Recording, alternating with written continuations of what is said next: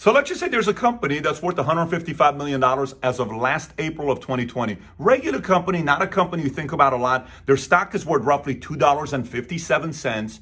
Think about if that $155 million company 9 months later is worth not a billion, not 5 billion, not 10 million, $29 billion, 188 times more than what it was worth 9 months later, simply because a Reddit group users called Wall Street Bets decided to take on the big Wall Street hedge fund managers, go to war because these guys decided to short sell GameStop. They said, it's not going to happen. We want to expose you.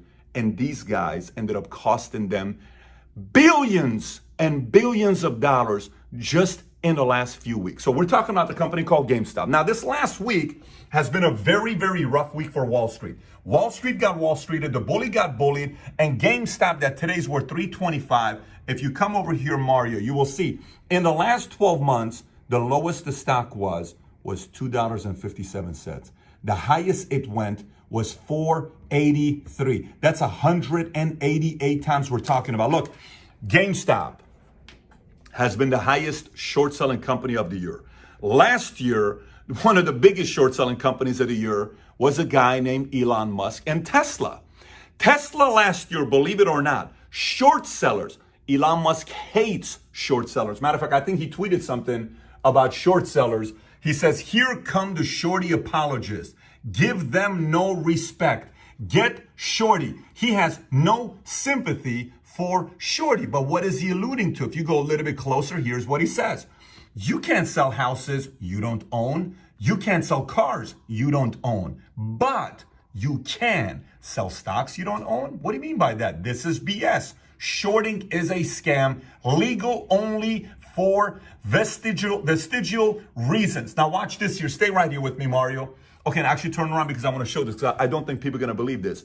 How much you think short sellers from Wall Street lost betting against Elon Musk last year? Again, short sellers. How much you think they lost betting against Elon Musk last year? $1 billion? $5 billion? $10 billion? $20 billion? You think that much money, Pat? Watch this. According to CNN, Tesla short seller. This is an article from this year, January 6, 2021. Tesla short sellers lost $40 billion in 2021. Elon Musk made more than triple that. Think about how 2020. Think about how much the short sellers lost. So there's a whole business of companies that short sell. So what we're going to do in today's episode is the following. Number one, nothing about what's going on today will make sense to you if you don't know what's short selling and what's margin. Those two are important for you to know about. So we're going to cover that here in a minute. I'll go into that first. Then we need to know who's involved, what topics are involved, and then a timeline of what happened with Robinhood and Reddit. Those two data you need to know about, and a certain capital like Melvin Capital, Steve Cohen, a bunch of these other companies, you know, who bailed out who, what mentor bailed out his mentee. There's a whole storyline to that we got to get into. And how's Michael Jordan involved in this? Because some of his investors, anyways, but let's get right into it. The first thing I want to do to you for understanding the basics of what is margin. There's a movie called Margin Call. It's a great movie to watch. But let me explain to you how margin works. Here's what margin means. When you hear the word margin, just think about margin equals debt. So for example, you go to E-Trade, you go one of these brokerage accounts, and you put up $100,000 and you want to buy a share of XYZ that's worth $10,000, and you take your $100,000, you say, you know, if I buy $100,000 of this $10 share, I get 10,000 shares, but I want more. Hey, Mr. Brokerage E-Trade, can I get some debt, some margin? Well, since you put up $100,000, the current Federal Reserve requirement is 50%. The most we can do is 50%, which means we can match you $100,000 for a total of what? $200,000. No way. Yes. Which means instead of buying 10,000 shares, now I can buy 20,000 shares at $10 for a total of $200,000, right? So you're like, oh, this is so cool. This is awesome. I am leveraging my money. Not a big deal. So what does this look like? Well, let's just say the stock goes from $10 to $20. What happens? Here's what happens. Your $200,000 goes to $400,000. The brokerage house comes and says, hey, you got to pay that $100,000 back to us, plus fees, commission, interest, whatever they have, depending on the timeline. You end up netting around $300,000. Now, why is this such a big deal? Well, If the stock went from 10 to 20, that's 100% growth, right? Yes, but only if you would only put $100,000 now gone on margin. But you put the stock went from $10 to $20, but you also borrowed another $100,000. You came out with $300,000, so you didn't make 100%. You made 200%. That is why people do margin, which means somebody can make twice the money sometimes by leveraging, hence margin equals debt, and using the brokerage company's money. And then you pay the fees and commission, right? Now, what happens is the following that's pretty scary. And I've gone through this before in my 20s.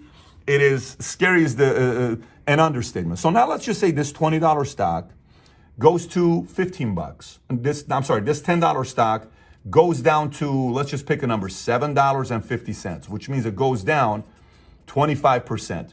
When this happens, typically the brokerage company, when it gets to around 850, will call you and say, hey, we just want to prepare you, your stock's gone down and you got to be ready for it.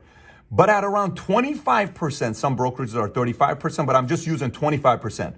At around 25%, if they don't hear back from you, you get a margin call. And sometimes they just go out there and they sell the stock without even asking you because they're protecting their money. Here's what happens. The stock went down 25%, right? From $10 to $7.50, it's down 25%. So that means that $200,000 now went down to what? 25%, 50K, it went down to 150. You started off with 100, you borrowed 100. The brokerage says, hey, give our $100,000 back. You're like, oh, okay. So I give the $100,000 back to them. What's left to you? 50K. The stock only lost 25%, but you lost 50%. Why? Because 25% here, 25% here, because you went and borrowed money. So you ended up losing 50%, okay? That's what's margin call. And that is very scary when that happens. Now, the thing about margin call is there's limited loss, right? There's only so much you can lose. Now, when it comes down to shorting can get people to take their lives, which is something that happened in a story that we'll talk about here in a minute. Shorting is very scary. Let me show you what shorting is. So here's what happens when you buy stock. So when you say, oh, I'm long on XYZ stock, meaning I'm banking on this thing's gonna go up. Or I'm short on XYZ stock, meaning you are banking on this thing going down. So what is long? Long is you say, I got $100,000, I buy XYZ stock, I buy it at 10 bucks, I get 10,000 shares. I'm hoping this thing's gonna go up. Great, that's what I'm doing. Short is you say, I don't think this stock's gonna go up. I think this stock's gonna go down. No problem. So you borrow, okay, money from the brokerage house and you say, look, I want to do $100,000 of XYZ stock. Go find me somewhere out there that's willing to sell it to me, lend it to me, borrow it, and you get it at 10 bucks, and you wait for what's going on with the market because you're shorting. You're banking on this $10 going to $7, right? Like all these short sellers were banking on Tesla going down, the stock going down, right? Well, let's just see kind of what happens here. If in this situation, the stock goes down to $5, this guy who was long loses $50,000 because when he bought it, it was only 10 bucks. But this guy that bought it at 10 bucks goes down to $5. Here's what happens. He tells his broker, go buy those same stocks at $5 now, not $10. Now I have $100,000 that I put in, but I only spent $50,000, but I'm getting $100,000, which means what? I made additional $50,000. You're kidding me. No, that's when the market goes down. So short sell, we have short seller billionaires in America that all they do is shorting companies. I'll read you here in a minute an article about Herbalife that's pretty scary, written by this Variety articles, brilliant article. But let's go to the scarier side on what could happen here. The long guy, he's buying and holding, hoping, I hope the stock goes up. This guy's banking on the market going down. This is the scary part about what just happened this last week, with these last couple of weeks with GameStop. So let's just say this $10 stock doesn't go. Remember, this thing went up 188 times. Say this $10 stock goes to $100, okay? If it goes to $100, this guy who bought $100,000 worth, his $100,000 goes to what? $1 million, okay? So he's happy. He made what? $900,000. Good guy, he's happy, good for him. What happens to this guy? Well, this guy was banking on the stock from $10 to go down. The commitment he made on the $100,000 was at $10. The stock goes up. He's only put up $100,000. The stock goes up to $100,000, which he has to now buy those same shares at $1 million, which means he lost $900,000. You see here, the scary part about these two is the following. Remember how I said margin call? It's a limit where how much money you can lose. The most this guy can lose is what? $100,000. The most he can gain is what? Unlimited, right? Depending on how big the company gets. The most this guy can make is how much? $100,000. But the most this guy can lose is how much? Ready? Unlimited. That is the scary part about short selling. So you may want to come back here to me. So you got margin call and you got short selling. This short selling game is not a fun game if you don't know what you're doing.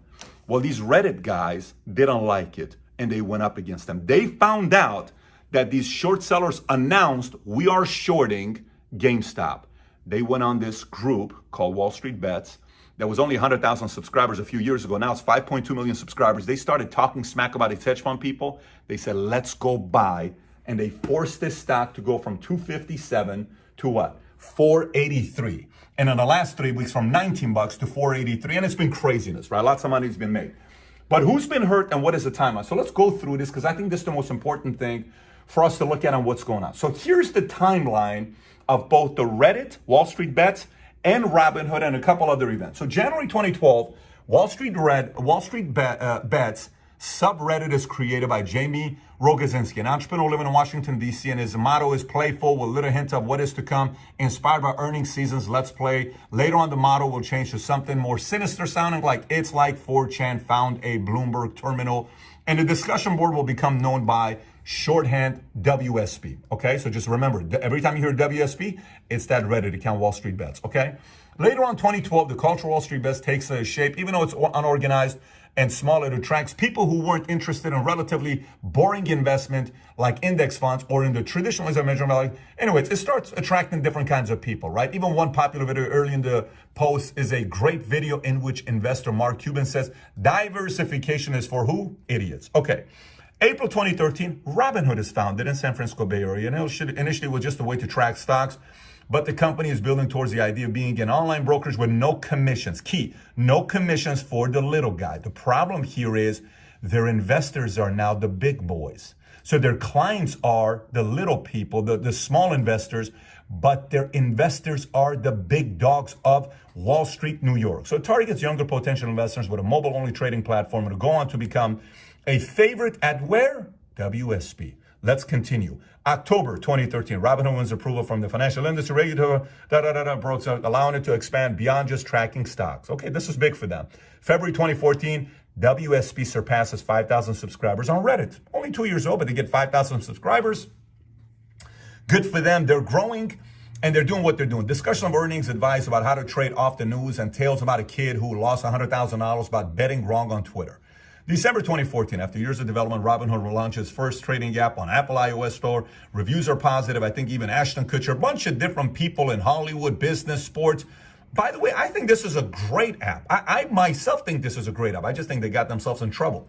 So this takes off, December 2014. April 2015, by now, popular new features beginning to appear on WSB frequently. The label of YOLO, short for you only live once. It starts to capture culture of basement, Okay, let's continue next. Robinhood wins the Apple Design Award, June of 2015. August 2015, they go on Droid.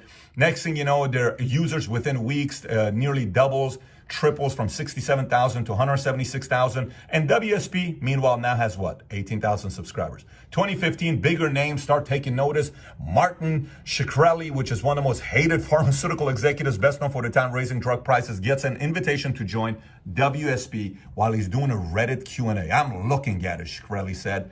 Response, his personality ends up as clear as WSB subscribers, and eventually someone with his name becomes a WSB moderator. Robinhood wins a design from Google, then 26. Anyways, things are developing and growing. They get to 100,000. Robinhood is 200,000. This is January 2017. And they're still growing. They start raising some money here. $110 million in 2017. They're now worth a $1.3 billion company. They're now a unicorn.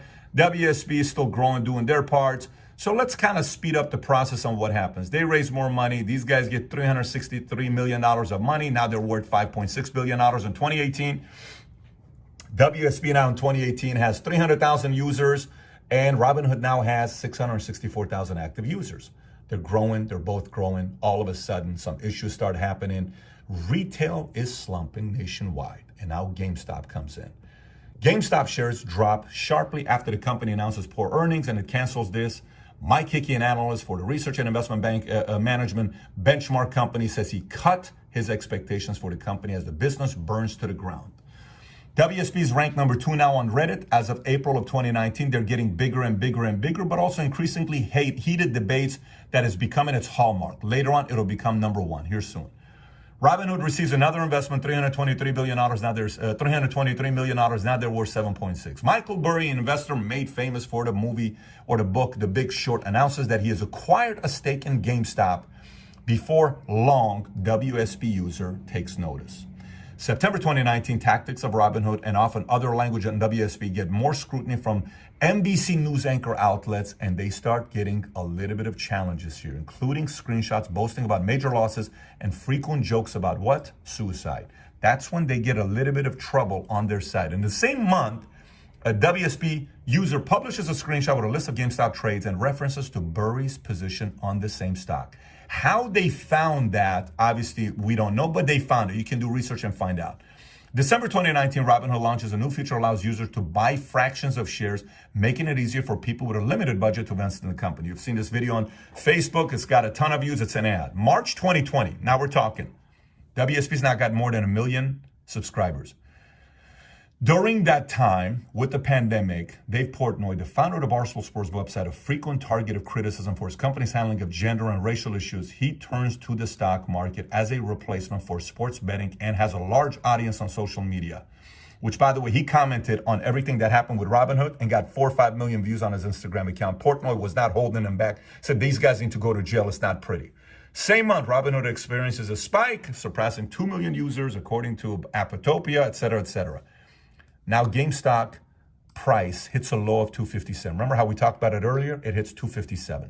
Robinhood raises $280 million. Now it's worth $8.3 billion. Then over here, a problem takes place.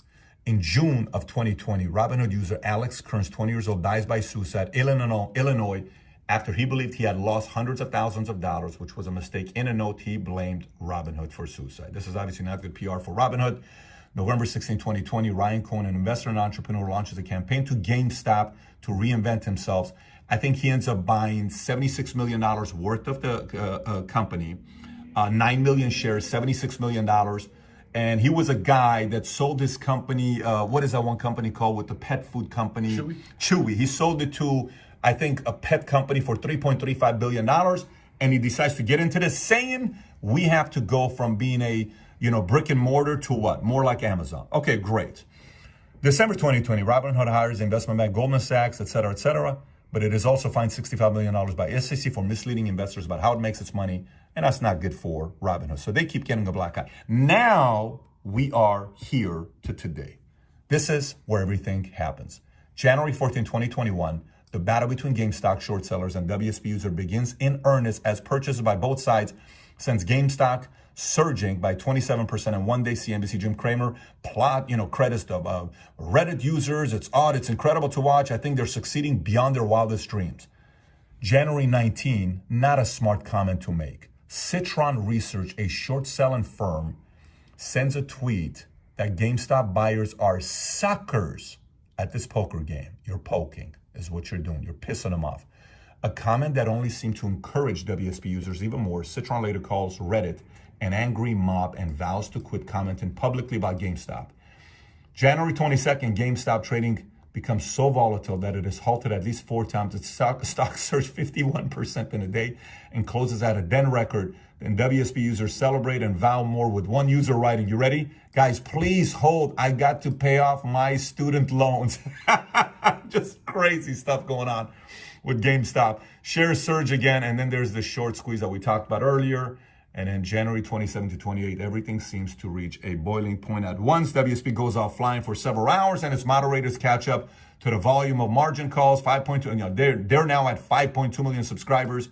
Anyways, it's not looking pretty. While all this stuff is going on, it's important to realize that Janet Yellen all of a sudden comes out and says, wait a minute, this is what is going on over here, you know, and she's been assigned by Biden, you know, this is not good. Now we need to investigate Bitcoin. She traps Bitcoin because some of these WSP people are also Bitcoin people. So they're like free-minded, leave us alone. You can't tell us what to do type of a mindset. And then there gets a link between Janet Yellen, who did speaking for these guys and got paid $7 million. And one of the companies that lost a lot of money is the one that she got paid $810,000. So now there's speculation that she is really getting involved to stop the whole thing, because this is now hurting the same people that paid her the $7 million, which is the big, that's what the speculation is, right? Then AOC gets involved and AOC says, this is unacceptable. We need to know more about Robinhood app's decision to block retail investors from purchasing stocks while hedge funds are freely able to trade the stocks and they see fit. As a member of the Financial Services Committee, I'd support a hearing if necessary. Elon Musk down here says what? Absolutely. You know who else agrees with her? A person that would never agree with her, Ted Cruz. And she says, listen, Ted, you can sit this one out. I don't like you. But any other Republican that wants to come and join me on this to go against Robinhood, let's go ahead and do it. By the way, today Robinhood is a $20 to $30 billion company. It's not a small company. So all of this stuff has happened in the last few weeks, right? So when you go in, you know, you look at the fund, you know, some people are taking shots. Reddit tweets out saying, can't wait to explain this week to my therapist. It gets 857,000 likes. They're not playing along and realizing, hey, we got to kind of take advantage of this and play along, because this thing can really, you know, they're obviously getting a lot of eyeballs, which is good for them. Elon Musk plays even more, just puts the hashtag Bitcoin in his profile, and within 1 hour, Bitcoin stock goes up 20% to 37,229. You're kind of seeing what's going on. So as we're looking at all this stuff, how did these short sellers do what they do? Because Melvin Capital was one of the ones that shorted GameStop. They are saying they lost somewhere between $500 million to a few $1 billion. Melvin Capital got bailed out by Ken Griffin from Citadel and Steve Cohen from Point72. They injected $3 billion into Melvin to prevent it from collapsing. This is not small time stuff right now. By the way, Melvin Capital is a $13 billion company, $12.5 billion asset under management. They were bailed out by Steve Cohen, who was the founder of Melvin Capital's former mentor. Anyways, long story short, they came out and said, we got to bail these guys out. And the next thing you know, a bunch of these guys pulled out 100% of their money. Oh my gosh, we can't even do anything with this anymore. So Melvin Capital pulled their money out. You have another company that pulled their money out. Just a bunch of people are like, we're giving up. You know, Andrew left from Citron, 100%. By the way, the stock of GameStop was shorted 130%. Let me say this one more time. Imagine there's only 10 shares of a stock, but 13 shares were shorted. How do you short 13? You understand what I'm saying? Like, it's ludicrous what happened during this last 3 weeks. So what does all this stuff mean to you and I, and what's going to happen to Robinhood, because they're getting sued and a bunch of other stuff is taking place? Here's what I have. These are my thoughts about what I'm thinking about on what's going on over here. Number one is we just had an election, and we learned what happens if you say stuff that the government doesn't like. They silence you. How do they silence you? They silence a lot of people on Twitter. You can't put this, you can't put that, you can't put that, okay? But social media and the voices had so much power that the government came in and said, hey, Twitter, what are you gonna do about it? You gotta silence these people. What does it mean if this happens today? The last 3 weeks, we learned social media users, day-to-day people, have a lot of power because they have a lot of voice. But the Wall Street guys may not have 5.2 million subscribers, but what do the Wall Street guys have and the hedge fund people have is they buy politicians. So they have power and influence.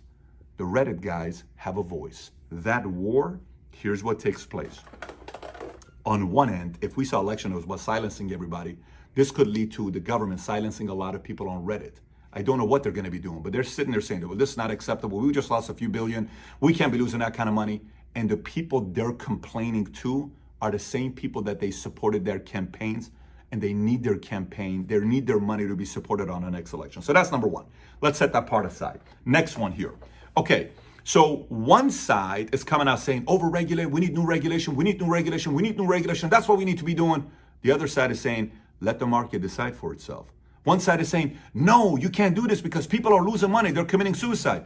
Yeah, anytime you buy a stock, someone makes money, somebody loses money. It's a zero-sum game. It's not like everybody who buys, they make money. No, guess what? The hedge fund guys lost some money. That's fine, they lost some money. No, but it's not fair because these other guys that are doing what they're doing, they're not professionals. They don't know what they're doing. Let the market decide for itself. It tells you the government wants control, and they're hinting at controlling Bitcoin. Bitcoin folks don't think that'll ever happen, but the government's saying if we want to take control, we can, and they're just putting a lot of threats. Don't regulate, let the market be left alone, do regulate. By the way, remember the margin call earlier I gave you that I said it's 50%, like if you have $100,000, the brokerage will give you another $100,000, which is 50% of the total. Remember that number? That number came out in 1974 by Federal Reserve, right? You know how many times that number's been changed? 23 plus times, which means what? They can change it again if they want to, and there's nothing anybody can do about it. Next point, the bully got bullied, right? We all know the bully got bullied with what took place right now. Is this going to stop? The only way the bully is going to be able to continue bullying is if he gets the government to protect them. If they do, because the bully doesn't like it when the rules are against them. They love it when the rules favor them. They don't like it when the rules are against them. So I don't really know what's going to be taking place right now with that. What I can tell you is the following. There's really a handful of people right now on what took place with this. There are those who know what they're doing, okay? And they may have lost some money. They'll come back up because they know how to play the game. There are those who have no clue what they're doing. They got lucky. There are those who are scared and they're sitting on the sideline. There are those who are not going to go in. And then there are those that are researching and learning right now to see how they can capitalize off of this. All I can tell you about this is the following. When you play a game that you know nothing about, you can get lucky. But if you keep playing the game that you know nothing about, you can eventually burn. Now, for me, when I got into investing into the stocks years ago, I was 20 years old or 21 years old, I bought Nike stock and I got margin from E-Trade, and the stock went up 20%. I didn't make 20%, I made 40%. I sat there and I said, wow, this is awesome. 6 months later, I played the same game with margin. I didn't pay attention. I didn't put a stop loss. I lost all my money in the market at a point where I couldn't afford to lose all my money. So there's going to be a lot of people today that get lucky, a lot of people today that lose money. My biggest recommendation to you is to go research and learn, because sometimes when you lose, the biggest lesson about losing is the fact that you're forced to learn. I was forced to learn. I hope this entire mess of the last week forces more of us to get educated about how money works. Because if we don't get educated about how money works, this is not going to go away. Very good thing for some people, very scary thing for a few people. Robinhood's black eye is not going to go away. These Reddit folks are not going to go away because they're very loud. And the hedge fund guys are not going to go away. This may be just a little battle that the Redditors won. The war is yet to be determined. And the war is not, 1 month or 1 week or 3 months. The war is a year, 5 years, 10 years. The next 12, 24, 36 months is going to tell us who's going to end up winning this war. Having said that, if you watch this video, I got a video I did 4 or 5 years ago called 20 Rules of Money. If you've never seen it, click over here to go watch it. And if you have any thoughts on this, I'd love to hear from you. Send me a text at 310-340-1132. Once again, 310-340-1132. I want to hear from you on what's your biggest takeaway of what happened the last 3 weeks. Take care, everybody.